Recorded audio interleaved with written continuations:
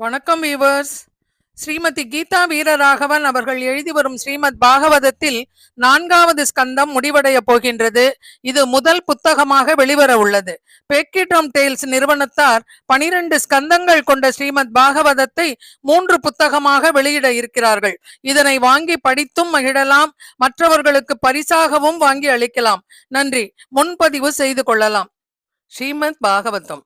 ஸ்ரீமதி கீதா வீரராகவன் எழுதிய ஸ்ரீமத் பாகவதம் பகுதி 34 காண்போமா? பகவான் கபிலதேவர் தன் தாய் தேவகூதிக்கு பக்தர்களின் தனிச்சிறப்புகளை எடுத்து கூறுகிறார். ந கர்ஹி சின்மத்பராக சாந்த ரூபேணங் க்ஷயந்தி நோமே அனிமிஷோ லேடிகேதிகி ஏஷாமகம் பிரியாத்மா சுதஸ்ஸ சகா குருகு சுஹ்ருதோ தெய்வமிஷ்டம். பகவானே சரணம் என்று சென்றடைந்த பக்தனுக்கு பகவான் பிரியமானவனாக இருக்கின்றான், ஆத்மாவாக இருக்கின்றான், ஒரு மகனை போல் இருந்து ஆனந்தம் தருகின்றான், ஒரு நல்ல நண்பனாக இருக்கின்றான், ஆச்சாரியனாக இருந்து நல்ல வழியில் வழி நடத்துகின்றான், நலம் விரும்பியாகவும் அவனே இருக்கின்றான், இஷ்ட தெய்வமாகவும் அவனே இருக்கின்றான். இப்படி எல்லாமாக பகவானே இருக்கும் தன்மையை தன்னை நாடி வந்த பக்தர்களுக்கு அளிக்கின்றான். பக்தி யோகத்தில் நாம் செல்வது பகவானை அடைய சிறந்த வழியாகும். ஒரு பக்தன் பகவானுடன் 5 விதங்களில் உறவு உடையவனாக இருக்கலாம், அல்லது 5 விதங்களில் பக்தி செலுத்தலாம். 1. மிக நிலையில் பக்தனாக இருக்கலாம், அதாவது சாந்த நிலை பக்தி. 2. தொண்டு செய்யும் பக்தனாக இருக்கலாம், அதாவது தாசிய நிலை பக்தி. 3. நண்பனாக பக்தன் இருக்கலாம், அதாவது சக்கியம். 4. பெற்றோராக பக்தர் இருக்கலாம், அதாவது வாத்சல்ய பக்தி. 5. காதலராக பக்தர் இருக்கலாம், அதாவது மாதுரிய பக்தி. பக்தர்களுக்கான 10 அடையாளங்களை காண்போமா? 1. பொறுமை. 2. கருணை. 3. அனைவரும் நன்றாக இருக்க வேண்டும் என்ற எண்ணம், அதாவது லோகக்ஷேமம்.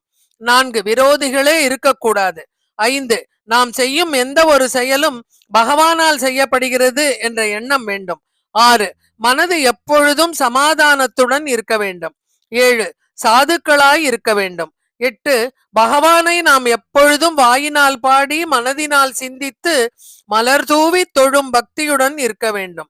9. பகவானை எப்பொழுதும் உறவாக ஏற்றுக்கொள்ள வேண்டும். 10. எப்பொழுதும் பகவானின் கதைகளை பேசுவதிலும் கேட்பதிலும் விருப்பம் உள்ளவர்களாக இருக்க வேண்டும். இந்த 10 அடையாளங்களும் உடையவனே சிறந்த பக்தன் ஆகின்றான். அவனுக்கு முக்தி நிச்சயம் என்கிறார் பகவான். பகவான் கபில வாசுதேவனாக எடுத்த இந்த பிறவியின் 4 முக்கிய பயன்கள். 1. உலகத்தில் மக்களிடையே முக்தி அல்லது மோட்சம் அடைய வேண்டும் என்ற ஆசையை ஏற்படுத்துவதற்காகவே இவருடைய அவதாரம் ஏற்பட்டது. 2. தத்துவங்களை பிரித்து கூறுவதற்காக இந்த அவதாரத்தை எடுத்தார். அதாவது சித், அசித், ஈஸ்வரன் இவற்றை விளக்கி கூறினார். சித் ஆத்மா, அசித் உடல், ஈஸ்வரன் நம் இதயத்தில் குடியை கொண்டிருக்கும் பரமாத்மா. இவற்றை பிரித்து கூற மற்றும் ஆத்ம தத்துவத்தை எடுத்து கூறவே அவதரித்தார். 3. சாங்கிய யோகத்தை, அதாவது பக்தி யோகத்தை சொல்லித் தருவதற்காகவே அவதரித்தார். 4. அர்ச்சராதி மார்க்கத்தை பற்றி எடுத்து கூற வந்தார். உயர்ந்த அர்ச்சராதி மார்க்கம் என்றால் என்ன? இந்த உடலை நீங்கி கிளம்பி செல்லும் ஜீவாத்மா சந்திரலோகத்திற்கோ சூரியலோகத்திற்கோ மற்றும் பிரம்மாவின் சத்தியலோகத்திற்கோ சென்றால் கூட தன்னுடைய கர்மத்தை அனுபவித்த பின் மீண்டும் பிறவி எடுக்கிறான். ஆனால் எவன் ஒருவன் பக்தி செய்து விரஜா நதியை தாண்டி வைகுந்தத்திற்குள் செல்கிறானோ அவன் மீண்டும் திரும்புவதில்லை. இதையே நம்மாழ்வாரும் தன் திருவாய்மொழியில் வந்தார் போலே வாராதாய் வாராதாய் போல் வருவானே என்று கூறுகிறார். 12 லோகங்கள் இதில் அடங்கும். அர்ச்சிஸ் என்பது ஒளிக்கு பெயர். அர்ச்சிராதி மார்க்கத்தின் வழியாக புறப்பட்டு செல்லும் பொழுது 101 நாடிகள் உள்ளன. பகவானால் மோட்சத்திற்கு தேர்வு செய்யப்பட்டால் 100 நாடிகளை கடந்து 101வது நாடியான சூஷ்மனோ நாடி வழியாக தான் செல்ல வேண்டும். அந்த இருட்டான பாதையில் பகவான் தன்னுடைய தெய்வீகமான ஒளியை காட்டி மோட்சத்திற்கு அழைத்து செல்கிறார். அர்ச்சிராதி மார்க்கத்தில் உள்ள உலகங்கள்: அர்ச்சிஸ் பகல் உலகம், வளர்பிறை உலகம், உத்தராயண உலகம், சம்பத்சர உலகம், வாயுலோகம், சூரியலோகம், சந்திரலோகம், மின்னல் லோகம், வருணலோகம், இந்திரலோகம், சத்தியலோகம். முதலான 12 உலகங்கள் அர்ச்சிராதி மார்க்கத்தில் உள்ளன.